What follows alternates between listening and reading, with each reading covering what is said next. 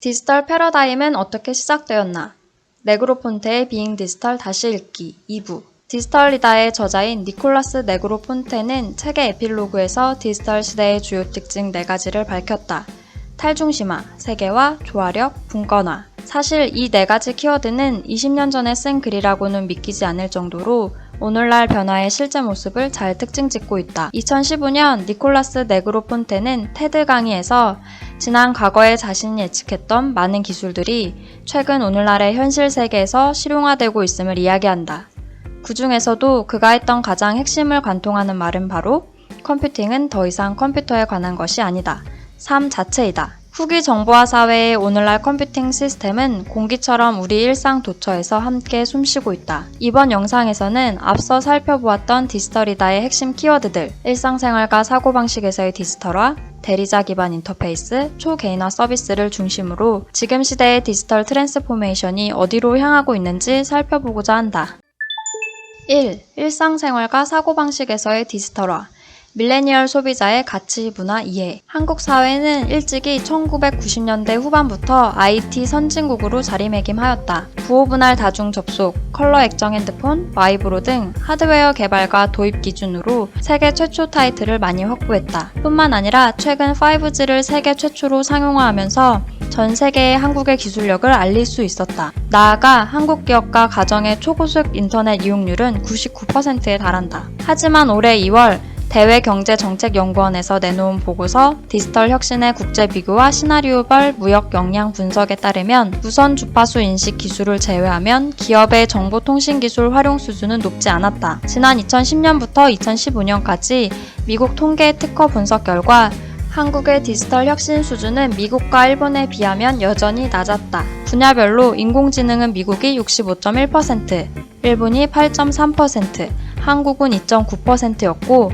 지능형 로봇은 미국이 40.5%, 일본이 27.3%, 한국이 10.7%였다. 3D 프린팅은 일본이 40.5%, 미국이 30.6%, 한국이 5.2%였고 사물 인터넷은 미국이 85.9%로 압도적인 1위, 한국은 0.7%였다. 기업 내 디지털 혁신도 사정은 비슷했다. 2018년 10월 델 테크놀로지와 인텔은 협력하여 전 세계 42개국에서 4,600여 명의 기업 내 C레벨 리더들을 대상으로 디지털 트랜스포메이션 인덱스를 조사했다.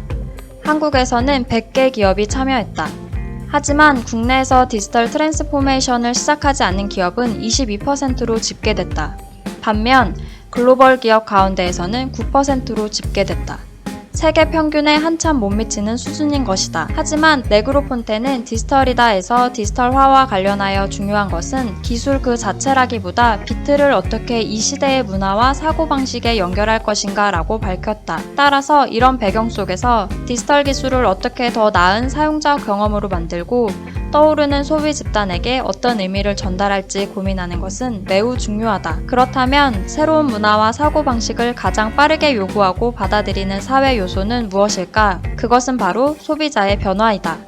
그 중에서도 인구 통계학적인 세대 교체이다. 따라서 디지털 혁신의 효과적인 적용을 위해서는 밀레니얼 세대의 가치관과 세계관을 이해해야 한다. 한국을 포함한 밀레니얼 세대들은 전 세계적으로 공통적인 특징을 갖는다. 첫째, 디지털 미디어를 활용하여 의사소통하고 서비스를 이용하는 데 익숙하다. 따라서 무엇이든 간결한 방식을 선호한다. 이들은 모바일과 태블릿에 익숙해져 있고 유튜브와 페이스북, 틱톡과 같은 SNS를 통해 가상의 네트워크망에서 디지털 세계를 재현할 준비가 언제든 되어 있다. 이들에게 소비란 스마트폰 위로 손가락을 날리는 것만큼 간편한 것이다. 둘째, 개인주의적이고 합리적인 사고방식을 갖고 있다. 이들은 어느 누구든 자신과 동등한 인격으로 여긴다. 모두는 같은 눈높이로 말해야 한다고 생각한다. 자신의 생각을 분명하게 밝히고 솔직하다. 따라서 소비자로서도 자기 개성과 다양성을 인정하며 개인화된 방식을 추구한다. 이것은 다양한 종류의 니치마켓이 성장할 수 있는 조건이 된다. 셋째, 윤리적으로 민감하다. 2018년 맥킨지 보고서에 따르면 Z세대의 약 65%는 제품의 생산지와 생산 방법과 같은 출처를 찾고 약 80%는 부도덕한 사건과 연루된 기업의 제품은 구매하지 않겠다는 조사를 내놓은 바 있다. 최근 사회적 약자를 배려한 유니버설 디자인 소수자를 포용하는 인클루시브 마케팅의 확대는 밀레니얼 세대의 가치관과 무관하지 않다. 따라서 디지털 혁신을 추구하는 기업들은 이런 밀레니얼의 특성을 조직 내부의 문화로서 조성해야 할 뿐만 아니라 이해도를 높여 그들이 기대하는 제품과 서비스를 신속하게 제공하는 것이 중요할 것이다. 디지털 시대에는 이러한 경영 방식이 소비자의 모습을 바꾸고 그 모습이 다시 경영 방식에 빠르게 영향을 줄 것이다. 2. 대리자 기반 인터페이스 인공지능 스피커와 머신러닝 기술의 확대. 2017년 버거킹은 구글의 인공지능 비서인 구글 어시스턴트를 광고에 활용하여 커다란 홍보 효과를 봤다. 이 광고에서는 버거킹 직원이 등장해 오케이 구글을 외치고 와퍼버거가 무엇인지 설명해달라고 요청한다. 그러자 실제로 이 광고가 송출되던 당시 TV와 핸드폰 주변의 모든 구글 인공지능 스피커들은 이에 즉각적으로 반응했다. 전 세계의 구글 스피커들이 미친 듯이 와퍼에 대해 떠들기 시작한 것이다. 미국의 와이어드지는 이를 미래의 광고 방식의 훌륭한 사례라고 극찬하였고 뉴욕타임즈에서는 버거킹이 광고를 위해 구글을 해킹했다고 보도하였다. 이후에도 수많은 언론들은 연일 인공지능 스피커와 음성 인터페이스에 대해 뉴스를 내보냈다. 버거킹 사건은 인공지능 스피커가 우리 삶 속에서 얼마나 가깝게 다가왔는지를 알려주는 상징적인 사건이었다. 사실 음성 인터페이스가 처음부터 쉽게 인공지능 스피커에 탑재될 수 있었던 것은 아니다. 과거에 네그로폰테는 디지털이다에서 음성 인터페이스와 관련하여 두 가지 이슈가 있다고 지적했다. 1. 앞으로 어떻게 기계가 사람의 말을 더 잘 이해할 수 있도록 할 것인가. 2. 어떻게 그 사람에 대해 얼마나 빠짐없이 알 수 있도록 할 것인가. 이것이 그가 음성 인터페이스와 관련하여 고민했던 두 가지 부분이다. 오늘날 이를 해결하고 있는 키워드는 학습이다. 인공지능 스피커는 특정 사용자와의 교류 시간을 늘림으로써 상대방의 음성 이해도를 높이고 일상 속에서 그 사람에 관한 데이터를 꾸준히 축적하여 스스로 배운다. 결정적으로 이것이 가능해진 것은 머신러닝 기술 때문이다. 이를테면 사람이 성대를 떨어 음성을 입 밖으로 내뱉으면 스피커는 음성 파동을 접수하고 0과 1로 구성된 음소로 치환한다. 그 과정에서 수많은 학습 데이터를 통해 음성과 음소를 기계학습시켜 가설적인 함수를 만들 수 있다. 만약 연음 처리와 발음 등의 문제로 음성을 임식하지 못할 경우에는 듣기용 대상 단어를 한정하거나 맥락을 학습시켜 정확도를 높일 수 있다. 머신러닝은 사람이 발견하지 못하던 관계를 새롭게 찾아준다. 최근 이러한 인공지능 스피커들은 시장을 통해서 빠르게 확산되고 있다. 최근 딜로이트에서 발표한 2019 글로벌 첨단기술 미디어 통신산업 전망 보고서에 따르면 2019년 인공지능 스피커 시장 규모는 2018년보다 약 60% 증가한 70억 달러로 늘어날 것이라고 예측하고 있다. 현재 인공지능 기능을 탑재한 스피커는 2019년 평균 48,000원으로 전 세계에 1억 6,400만 개가 팔렸다. 가트너는 2020년 세계 모든 가정 중 3.3%가 인공지능 스피커를 보유할 것이라고 내다보았다. 인공지능은 기술에 불과하지만 이러한 기술은 기계와 사람과 관계를 바꿔놓고 있다. 앞으로 나타날 새로운 디지털 기술들은 우리가 상상하지 못했던 방식으로 서로와 서로를 이어나가고 완전히 다른 삶의 모습을 펼쳐낼 것이다.